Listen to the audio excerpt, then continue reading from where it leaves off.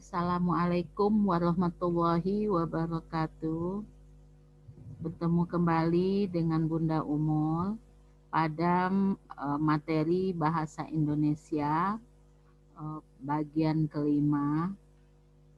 Kali ini kita akan menjelaskan tentang penggunaan huruf miring.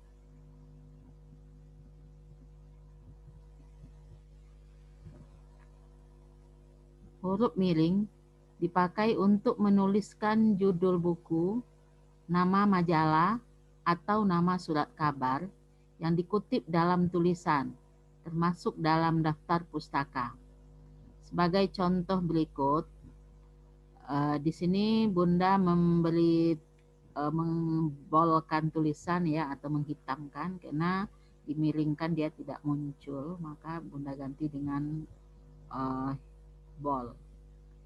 Contoh, saya sudah membaca buku Rembulan Tenggelam di Wajahmu, karangan Terelie. Jadi yang dimiringkan adalah judul buku ya, karena dia dipakai untuk menulis judul buku yang dikutip dalam tulisan. Berikut, berita itu muncul dalam surat kabar Rakyat Bengkulu. Jadi Rakyat Bengkulu adalah nama surat kabar yang terkenalnya yaitu harian RB ya. Yang berikut, Pusat Bahasa tahun 2011, judul kamusnya, Kamus Besar Bahasa Indonesia Pusat Bahasa, edisi keempat, cetakan kedua, Jakarta Gramedia Pustaka Utama. Jadi ini yang dimiringkan.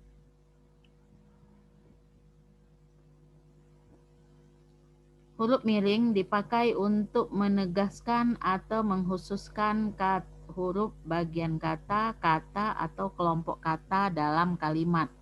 Contoh, huruf terakhir kata abad adalah D. Jadi ada orang yang salah membuat abad ya, ada menggunakan T, ada menggunakan B. Jadi yang benar adalah abad. Ya, jadi bukan T, yang benar adalah D. Jadi untuk menegaskan ya, menegaskan atau menjelaskan. Contoh berikut, dia tidak diantar tetapi mengantar. Jadi beda antara diantar dengan mengantar. Jadi yang kita tegaskan di sini adalah mengantar, tetapi dia adalah mengantar. 3. Buatlah kalimat dengan menggunakan ungkapan lepas tangan. Jadi yang diperjelas di sini atau yang disuruh buat adalah lepas tangannya. Jadi ungkapan lepas tangan.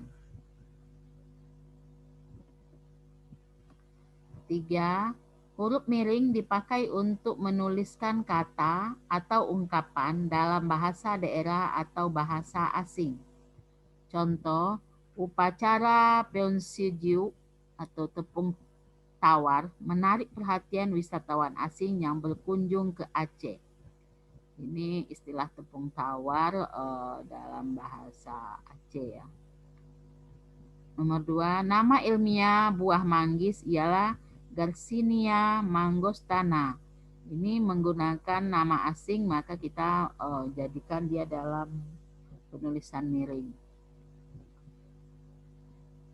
Berikut, jika dalam kalimat menggunakan istilah unsur serapan asing Arab berikut, maka penulisannya harus dimiringkan. Jadi kalau menggunakan kata-kata berikut dalam kalimat, ya unsur serapan bahasa Arab berikut, itu harus dimiringkan tulisannya. Contoh katanya abad, abadi, aba, abdi, adat, adil, amal, aljabar, almanak, asli, awal, akhir, azan, dan lain sebagainya. Ini adalah beberapa kata contoh unsur serapan asing dalam bahasa Arab. Masuk pada huruf tebal. Huruf tebal dipakai untuk menegaskan bagian tulisan yang sudah ditulis miring. Contoh, huruf D, H, seperti pada kata Ramadan, tidak terdapat dalam ejaan bahasa Indonesia yang disempurnakan. Ya, jadi tidak menggunakan pakai DH ya. Kata et dalam ungkapan ora et labora ya, berarti di,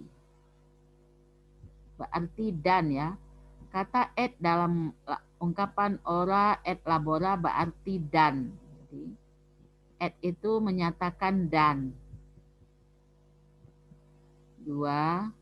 Huruf tebal dapat dipakai untuk menegaskan bagian-bagian karangan, seperti judul buku, bab atau subbab. Contoh berikut. Huruf tebal dapat dipakai untuk menegaskan bagian-bagian karangan, seperti judul buku, bab atau subbab. Jadi kalau kita menulis makalah atau karya ilmiah lainnya, untuk penulisan bagian-bagian subbab ya, atau bagian-bagian bab atau subbab itu harus menggunakan huruf tebal atau dibol ya. Contoh 1.1 latar belakang dan masalah, ini harus dibol. 1.1.1 latar belakang, 1.1.2 masalah, 1.2 itu tujuan. Ini harus dibol ya. Ini adalah terdapat dalam bagian-bagian atau subbab ya, dalam bab subbab, dalam subbab ya. Berikut penulisan kata. A. Kata dasar. Kata dasar ditulis sebagai satu kesatuan, jadi dia merupakan kata dasar. Harus ditulis merupakan satu kesatuan ya. Contoh, kantor Samsat penuh sesak. Mana kata dasar di sini adalah Samsat. Kemudian, saya pergi ke kampus. Pergi meletakkan kata dasar. Kemudian skripsi itu sangat tebal. Ya, ini juga merupakan kata satu kesatuan, merupakan kata dasar.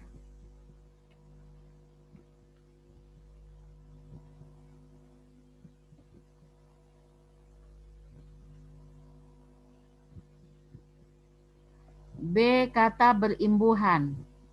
Imbuhan terdapat pada awalan, akhir, sisipan, akhiran, serta gabungan awalan dan akhiran. Ditulis serangkai dengan bentuk dasarnya. Contoh, berjalan. Ini mendapat imbuhan di awal. Apa imbuhannya? Yaitu ber. Kemudian berkelanjutan. Dia mendapatkan awalan dan akhiran. Ber dan an. Kemudian mempermudah. Dia mendapat imbuhan di awal.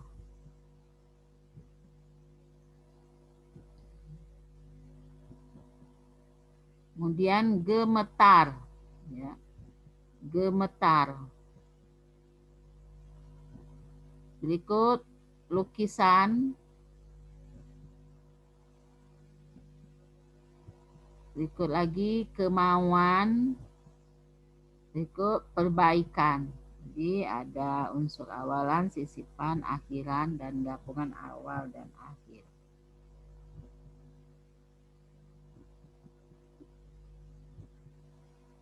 Catatan, imbuhan yang diserap dari unsur asing seperti isme, man, wan, atau wi ditulis serangkai dengan bentuk dasarnya. Contoh untuk isme, yaitu sukuisme. Ini digabung penggunaannya, ini merupakan unsur serapan asing. Berikut seniman, ya, man. Kamerawan, wan, jadi digabung penulisannya. Gerejawi, yaitu penulisannya juga digabung wi ya. Ini unsur serapan asing. 2. Bentuk terikat ditulis serangkai dengan kata yang mengikutinya. Ada bentuk terikat ya. Contohnya adi busana. Jadi jangan digabung antara adi dengan busana. Jika digabung antara adi dengan busana, maka si adi adalah orang, busana adalah pakaian. Tetapi bentuknya yang benar atau penulisan yang benar adalah digabung adi busana. Jadi dia merupakan bentuk terikat. Kemudian aerodinamika, itu juga bentuk terikat. Antar kota, antibiotik, awahama, bikarbonat, biokimia, dekameter, dan sebagainya. Itu disebut bentuk terikat. Bentuk terikat yaitu dia tidak bisa dipisah penulisannya atau dipenggal, tapi dia harus digabung penggunaannya atau penulisannya. Untuk catatan, bentuk terikat yang diikuti oleh kata yang berhuruf awal kapital atau singkatan yang berupa huruf kapital dirangkaikan dengan tanda hubung. Contoh, Indonesia dalam penulisan itu harus huruf besar karena dia merupakan nama negara. Maka kalau mendapat bentuk terikat awal kapitalnya ya, singkatan untuk awal kapitalnya, maka diberi tanda hubung. Contohnya non-Indonesia, pan-afrikanisme, pro-barat, non-ASEAN, anti-PKI. Ini disebut bentuk-bentuk yang terikat yang diikuti oleh huruf kapital.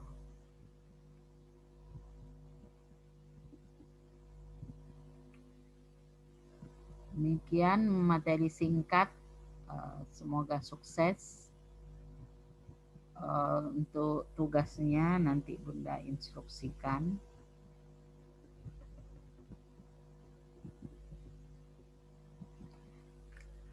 Assalamualaikum warahmatullahi wabarakatuh.